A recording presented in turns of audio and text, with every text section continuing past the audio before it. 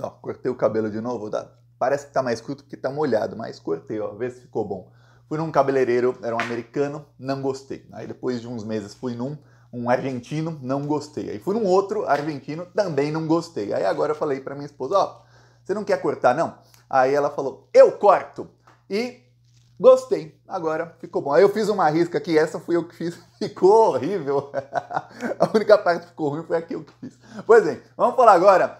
Olha, a articulação aí decisiva de Cristiano Zanin Martins com o Lula e com o STF. O Lula tá hospitalizado, o Lula fez uma cirurgia, todo mundo tá sabendo aí, no quadril. Ele também fez uma cirurgia para corrigir aqui a pálpebra do olho esquerdo, esse aqui. Tá, então os médicos preveem que o Lula deve ter alta aí na segunda ou terça-feira. O Lula surpreendeu os médicos porque ele está se recuperando muito mais rápido. Ontem, a cirurgia dele, imagina, começou meio-dia e acabou às 13 horas e 13 minutos. E o Lula, no final da tarde, já estava no andador. Os médicos ficaram assim, caraca, meu. Geralmente demora mais de 24 horas para o paciente poder levantar, e o Lula já estava caminhando no mesmo dia. A recuperação deve ser de 4 meses, mas no hospital são aí 3 dias ou 4. Então o bolsonarismo aproveitou isso. Aproveitou que o Lula está de molho para tentar o golpe aí, para começar a se organizar no golpe. O que aconteceu? Essa semana os bolsonaristas foram juntos com a rede ali, a Frente Parlamentar do Agronegócio, que é a FPA, que são os parlamentares ali que estão com o agro, com os bilionários do agro. E ali eles foram ameaçar o governo Lula e ameaçar o Supremo Tribunal Federal. A Caroline de Toni chegou a falar em banho de sangue, os outros parlamentares falaram que a Câmara está 100% obstruída e nada será votado na Câmara dos Deputados até que o Lula sancione o marco temporal. E se o STF tentar falar que é inconstitucional o projeto que foi aprovado, a Câmara dos Deputados vai obstruir tudo e o Brasil vai parar. É isso que fala aí a frente do agro. Lembre-se, o agro tem muita grana, são muitos deputados que são vendidos, deputados de aluguel para o agro. Lembre-se sempre disso. No meio disso, os bolsonaristas que estão bravos aí com algumas votações do STF decidiram também colocar para... Não votaram ainda, mas protocolar um pedido de PEC, que é uma proposta de emenda à Constituição, ou seja, para mudar a Constituição, para que o Congresso Nacional possa rever decisões do STF. Então imagina, o STF condenou alguém, o Congresso vai falar, não, condenado não está mais. O STF toma alguma decisão, o Congresso vai lá e fala, não vale. Toda decisão que não for unânime, não vai ter mais decisão unânime, porque temos 2 bolsominions lá. Então, pouquíssimas decisões hoje são unânimes no STF. Toda decisão que não for unânime poderia ser revista. Esse golpe foi baseado no golpe de Estado que teve na Polônia e na Hungria. Como são governos de direita, e no caso de extrema direita, você não vê a imprensa chamando de ditador. Se fosse na Venezuela. Mas na Polônia, o que aconteceu? O presidente de lá, eu morei na Polônia há muito tempo, posso falar com propriedade sobre o estado da Polônia, que é desastroso. Estado econômico e tudo mais. O presidente de lá criou uma corregedoria acima do STF. Lembra o que eu falei aqui faz uma semana, quando eu fiz um vídeo sobre a CPAC Brasil, aquele evento com dinheiro público fracassado que o Eduardo Bolsonaro organizou? Pois bem, ali o secretário de Segurança Pública do Zema, de Minas Gerais, estava ali falando para os bolsonaristas, olha, a gente tem que criar uma corregedoria acima do STF. Na Polônia funcionou porque o presidente fascista, ele é presidente. Ele nomeou essa corregedoria. Que é quem julga os ministros do STF de lá. Na Hungria, a mesma coisa. O presidente lá, o fascista de lá, que é o Orbán, ele também fez igualzinho. Na Polônia é o Andrzej Duda. E também criou uma corregedoria acima da Suprema Corte. Aí, com os anos, ele vai mudando os ministros da Suprema Corte, e aí ele tem maioria, nem precisa mais, mas tem a corregedoria nomeada por ele. Hoje não dá para o Bolsonaro fazer isso. Ele tentou no governo dele, chegou a ter propostas assim, mas não deu, não ia passar. E aí, o que acontece? Então, se não dá, e hoje o Lula é o presidente, por que essa corregedoria não pode ser o Congresso Nacional? O Congresso Nacional tem maioria ali, se não é bolsonarista a maioria é um centrão que adora o bolsonarismo, porque teve carta branca para roubar durante o governo Bolsonaro. Foram 74 bilhões de bolsolão em 4 anos. 74 bilhões de orçamento secreto, ou orçamento paralelo, que é como a Globo chama para parecer que não é crime. Esse é o tamanho do bolsolão, de dinheiro roubado, viu? Tinha parlamentar aí, deputados e senadores, que roubavam toda a verba. Teve senador lá com dinheiro na cueca, teve senador aí com malas de dinheiro do Bolsolão aí, 10 milhões roubados, teve aí escândalo atrás de escândalo disso aí. Ok. Hoje não tem mais, o Lula cortou isso aí. O Lula até para dar um cargo, outro, o Lula fala que, ó, vai ser difícil, é uma negociação enorme e tudo mais, o Lula não tá liberando para o Centrão. Então, se houver isso, imagina se o STF começa a condenar o pessoal do dia 8 de janeiro e, de repente, os bolsonaristas do Arthur Lira começam a pressionar o Lula falando, não, a gente vai anular tudo, vai anular a pena do Bolsonaro, todo mundo. Se mandar prender, a gente manda soltar. Imagina. Não vai ser unânime, né? Vai ter sempre 2 votos ali de Bolsominion. Então, o que acontece é que muita gente no PT começou a ficar temeroso porque o Barroso assumiu o STF. O Barroso, tenha certeza, ele cravou 17 na urna lá em 2018 com força. Deve até ter quebrado o botãozinho do 7 na urna dele ali, de tão forte que ele apertou o 17, o Barroso. O Barroso fazia festas secretas com o Sérgio Moro e o Dallagnol na casa dele. O Barroso, em pleno 2021, quer dizer, 2 anos depois da Vaza Jato, depois de todas as revelações, depois que teve lá a Vaza Jato do Lula, que aí começou a sair um monte de coisa, começaram a sair provas do conluio com o Departamento de Justiça dos Estados Unidos, de crimes aí que você fala, meu Deus! Pois bem, depois disso tudo, o Barroso ainda foi no Supremo Tribunal Federal e votou que o Sérgio Moro não é um juiz ladrão, que o Sérgio Moro não era suspeito contra o Lula e que o Sérgio Moro não era um juiz incompetente, que era realmente a vara de Curitiba quem deveria julgar o Lula por um triplex que era no Guarujá e por um sítio que era em Atibaia. 2 coisas em São Paulo serem julgadas em Curitiba. Para o Barroso estava tudo ok. Só Barroso, Fachin, Fux e o Bolsominion é que votaram nesse entendimento. Os outros todos falaram, peraí, depois de todas as revelações, não tem como. Até a Carmen Lúcia, que estava fechada com a Lava Jato, mudou de lado. Pois bem, esse é o Barroso. Agora imagina esse cara na presidência do STF. O Barroso não tem uma interlocução, nunca teve uma interlocução boa com o Lula. Mas depois da Lava Jato, principalmente depois ali que o Lula foi preso, obviamente a coisa degringolou. Aí depois saíram ali na Vaza Jato provas de que o Barroso tinha encontros íntimos com o Deltan Dallagnol. Ele chamou o Deltan para o encontro na casa dele e falou, mas é uma coisa íntima, viu? Não fale para ninguém. Tinham saídas, caminhadas que eles faziam lá na Inglaterra, em Oxford. Eles estavam lá em Oxford, faziam caminhadas no outono inglês, horas e horas de conversas e tudo mais. Amigos. O Barroso é amigo dessa bandidagem. Pois bem, então muita gente ficou temerosa. Peraí, pô, os bolsonaristas estão preparando o golpe e tá entrando um cara que, queira ou não, ele é amigo do Sérgio Moro. Mas o Bolsonaro xingou o Barroso de tudo que é nome. O Barroso já falou derrotamos o bolsonarismo. O Barroso já deu aí inúmeras declarações públicas de que de bolsonarista ele não tem nada. Até porque ele é um dos principais alvos do Bolsonaro nominalmente. O Bolsonaro só falou nominalmente do Barroso, do Toffoli e pouquinho do Fachin. Mas do Barroso, do Alexandre de Moraes e pouquinho do Fachin. O Toffoli era amigo do Bolsonaro. Pois bem, eis que entra em campo o Zanin. O Zanin entrou em campo. O Zanin entrou e ele começou a ficar próximo do Barroso lá no STF.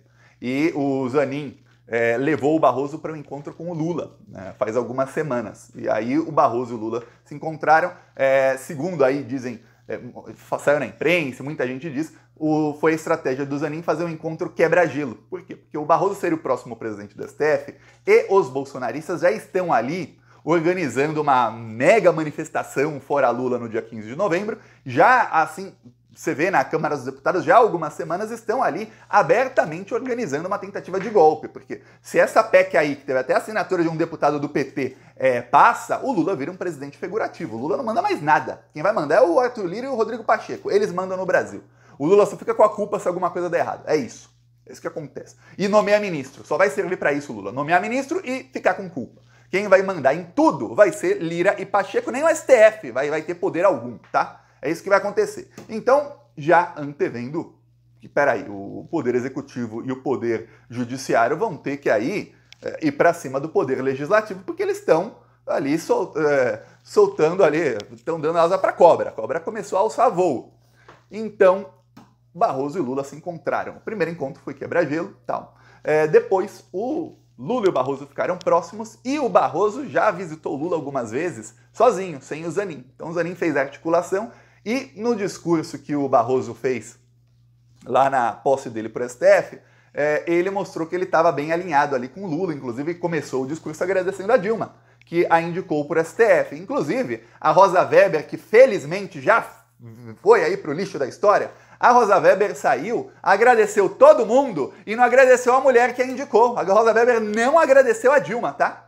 Rosa Weber, eu vi aí gente, essa esquerda que os Estados Unidos gostam, que é essa esquerda antipetista, exaltando a Rosa Weber. Vi até pessoas falando, o Lula não vai indicar uma mulher, que falta que fará uma mulher progressista no STF. É progressista demais a Rosa Weber, nossa senhora. Votou contra o próprio entendimento para prender o Lula para o Bolsonaro poder ser eleito. Não tenha dúvidas que cravou o 17 na urna. Hélio Barroso também e muitos outros ali que se arrependeram depois. Foi ela quem ali chocou o ovo da serpente e deu ali know-how para o Sérgio Moro no STF, porque o Sérgio Moro, quando ela se tornou ministra, ela pegou lá o Sérgio Moro e o transformou em seu assessor. E aí, com um voto provavelmente escrito também pelo Sérgio Moro, ela condenou vários petistas sem prova e ainda debochou do Zé Dirceu quando condenou sem prova. Lembra até hoje da frase que falou a senhora Rosa Weber, que estava na STF fazia apenas 3 meses depois dela ser indicada pela Dilma, hein? Falou, não tenho provas contra o senhor Dirceu, mas o condeno porque a literatura jurídica me permite. Ou seja, não tenho prova, mas eu condeno porque eu posso, porque eu aqui tenho uma toga e você é o réu. Então eu te condeno, só por isso, eu quero.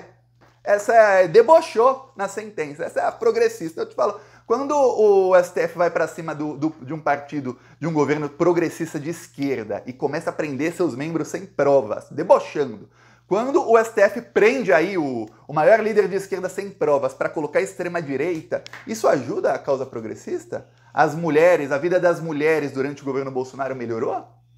A vida das pessoas negras, das pessoas mais pobres melhorou aí com as decisões da Rosa Weber que levaram direta ou indiretamente à eleição do Bolsonaro, diretamente à prisão do Lula, que foi o voto dela, que foi o voto de Minerva, votando contra o próprio entendimento para o Lula ser preso. Foi ela, Rosa Weber, tá?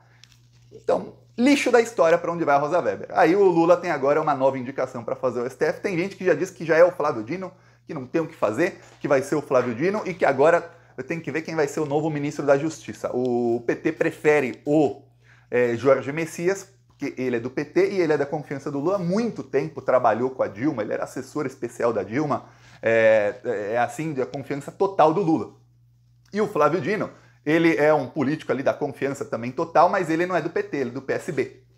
Então, tem gente que prefere um, tem gente que prefere outro. Se for o Flávio Dino, abre uma vaga no Ministério da Justiça. Tem gente que quer que o Lula divida em 2. Tem elas que querem que seja um Ministério da Justiça e um da Segurança Pública. Aí um ficaria um ministério praticamente sem nada e o outro ficaria com a Polícia Federal. E tem gente que quer que não, que fique só em um ministério. Então, tá, isso, veja como é importante a articulação política. Se não fosse o Zanin unir o Lula com o Barroso, nós entraríamos num momento perigosíssimo agora, porque o bolsonarismo está colocando as asinhas de fora. O bolsonarismo vai para cima do governo Lula com tudo. Eles conseguiram agora um apoio do Arthur Lira e do Rodrigo Pacheco em algumas coisas, em algumas das suas pautas bolsonaristas. Diz o bolsonarismo, aí a cúpula do bolsonarismo diz o seguinte lá no Congresso: nas votações econômicas, a gente não vai... Votação econômica não são malucos, né? Depois da vergonha que passaram na reforma tributária. A gente não vai barrar. Mas o resto a gente vai obstruir tudo, só vai tentar passar o que for pauta nossa.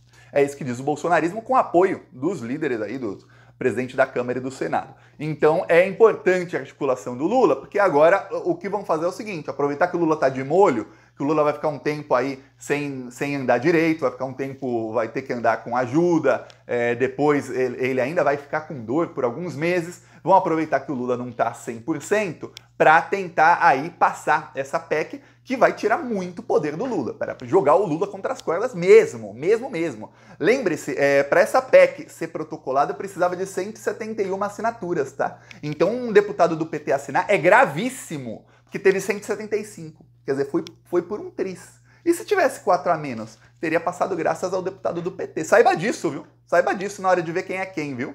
Tem gente aí, e ainda teve a pachorra de ir na Folha, o deputado Velter falar que, não, é que o meu colega do PL, bolsominion do PL, disse, e aí eu assinei para prestigiar um negócio que vai dar um golpe de Estado.